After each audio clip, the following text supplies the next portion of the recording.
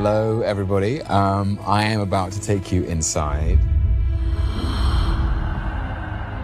the residence of Sir Thomas and Lady Lucille Sharp.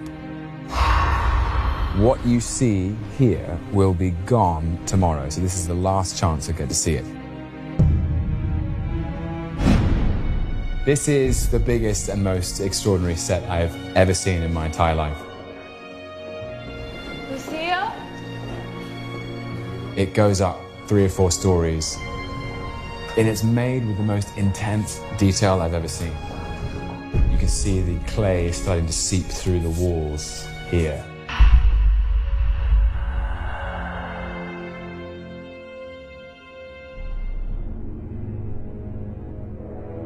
Underneath here is where the floorboards can be lifted up and replaced, and where they put essentially the kind of brown crimson paint. When I stepped on a floorboard, as Guillermo calls it, the ooze would spill onto the floor to give the impression that the house is in fact sinking into the ground.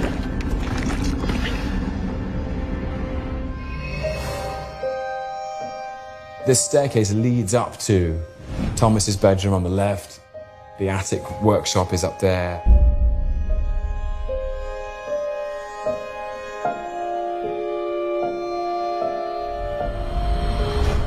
This is the entrance to the kitchen and the scullery. And if you look on top of the archway here, you'll see the family motto, which says Mors Vincit Omnia, which means death conquers all. Of course, it should say Amor Vincit Omnia, which is love conquers all, but we're making a horror film.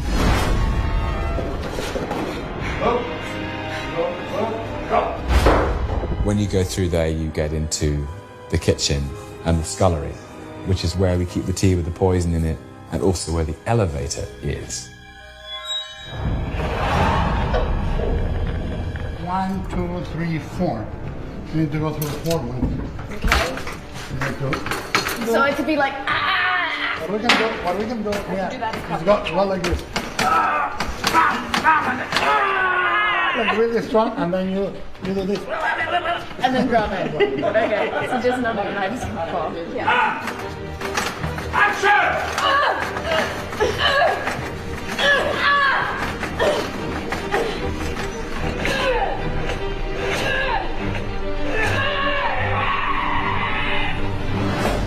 Should we go through to the library? Let's go to the library. What a good idea. Up on the, what would be termed a mezzanine in contemporary parlance, is a desk area where Edith reads letters and basically disseminates the evidence of what's been going on in the house. Action!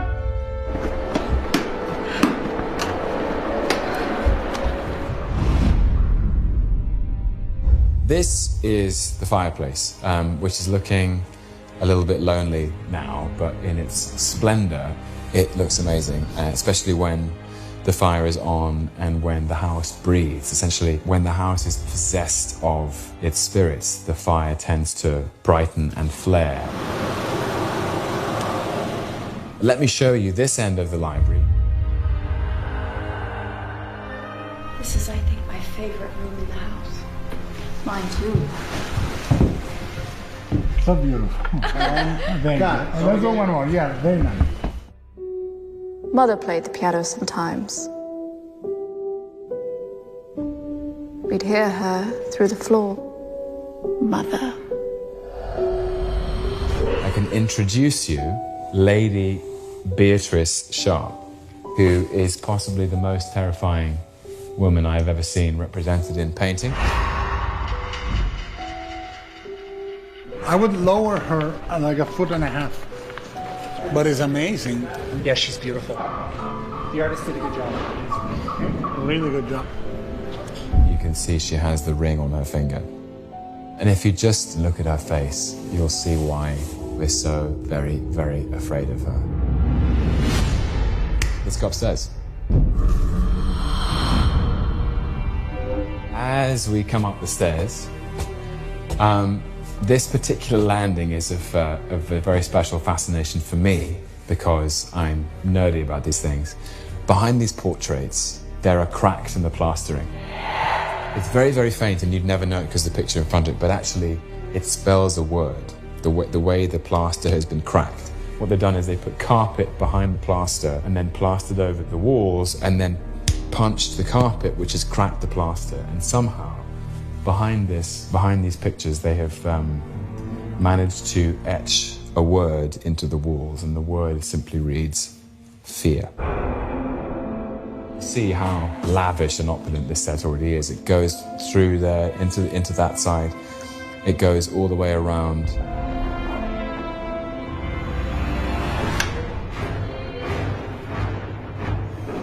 There's a point in the film where Lucille pushes Edith from this balcony.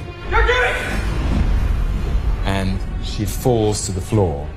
And we shot it all live. We shot it with, we had a stunt team and a wire rig and immaculate stunt women. Without moving the crane, and action. That's like... Wow. Okay? Jessica and Mia shot their stuff up there, and I was on this landing here watching it all go down. It would make you jump. It's really shocking. Like, I know there are the 3 others, but this is the most violent thing I've ever seen. Yeah. They're doing the ceiling!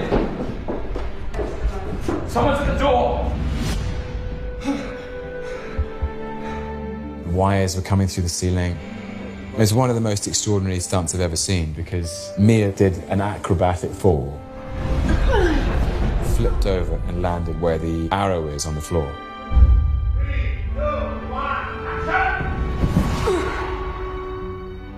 It was fascinating because when we came into the house for the first time, we basically started from the ground up. So we would shoot all the scenes on the ground floor. We'll do it! All right, excellent. Then we'd come upstairs, shoot the stuff on the landings, and slowly work our way through the house. We've been living in this house for, I guess, about 3 weeks. 3 weeks in Crimson Peak, 3 weeks in a haunted house.